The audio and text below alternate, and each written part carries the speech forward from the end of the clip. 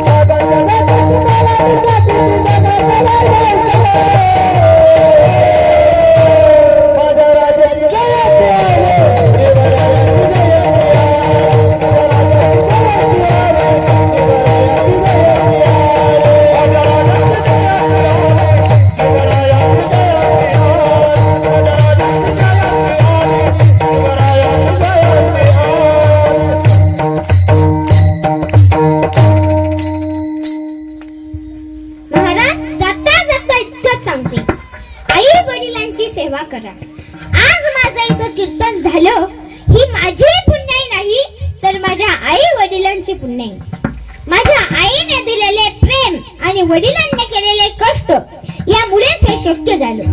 देव तर मी पाहिलाच नाही, पण माझे आई वडील देवापेक्षाही मोठे आहेत। पुढील कविता माझ्या वडिलांसाठी।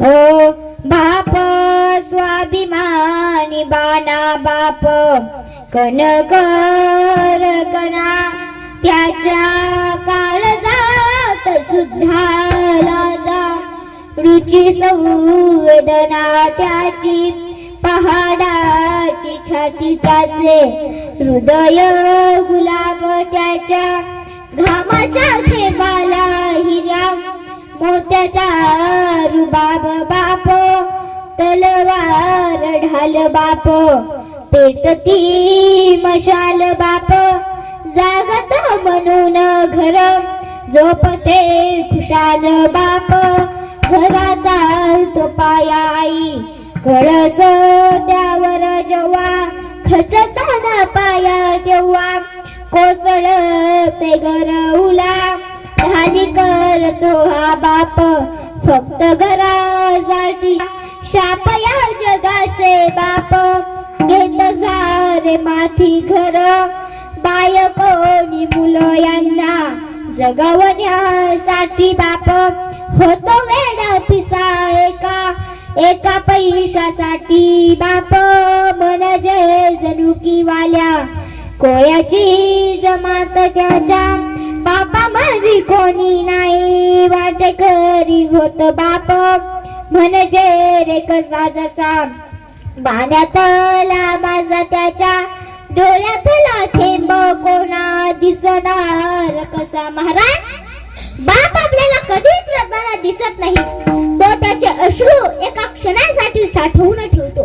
तो क्षण म्हणजे बाप साठवी तो अश्रू वाट, पाहे त्या क्षणाची जन्म भरचे रडतो लेक, जाताना सासरी ज्याने जपले मुलाला तळ, हाती पाकळ्यात अशा बापाच्या रे थोडे आम्ही असावे डोळ्यात बाप, थकल्यावरती त्याचा बनरे आधार नाही, उपयोग पुन्हा किती घातले पितर बाप, म्हणजे जणू की एक झाडच बोली बाप, म्हणजे मुलाची व्यक्त माऊली। माय बापांना आई पण काय कमी नाही, आई तर मायेचा सागर आहे।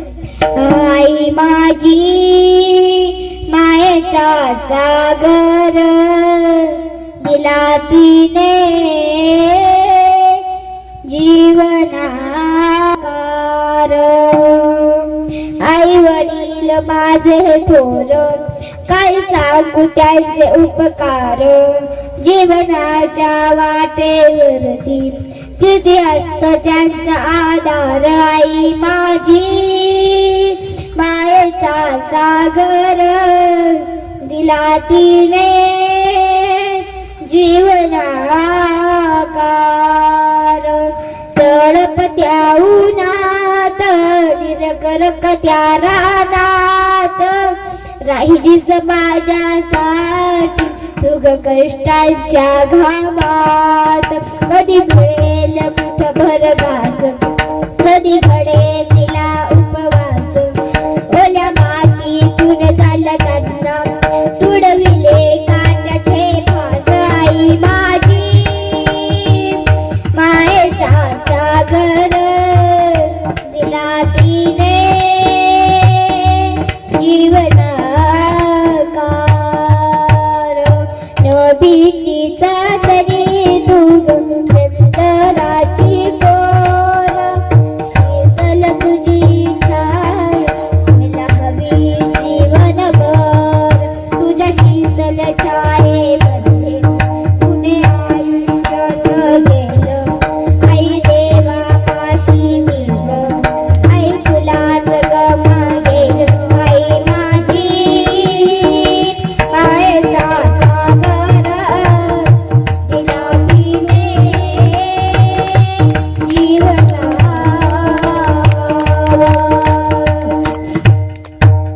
महाराज म्हणतात काय म्हणतात महाराज अभंगाच्या तिसऱ्या चरणात सांगतात अवघा झाला पण, अवघा झाला पण, अवघा झाला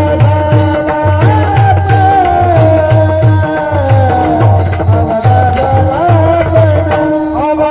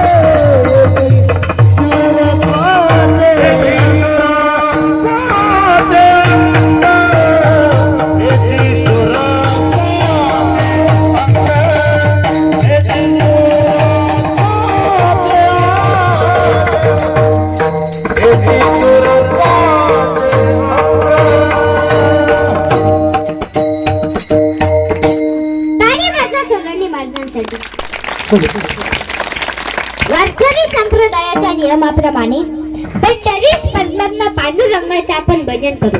पण भजन करण्याच्या अगोदर सर्वांनी हाताने टाळी आणि मुखाने भगवंताचे नाम घ्या.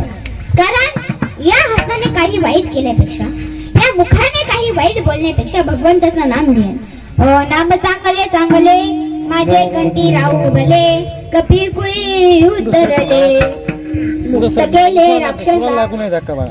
नामस्मरणाने रामायणातील वानरांचा उद्धार तर झालाच, पण नामस्मरणाने राक्षस सुद्धा मुक्त झाले. मग तुम्ही म्हणसाल कसं काय, तर ऐका.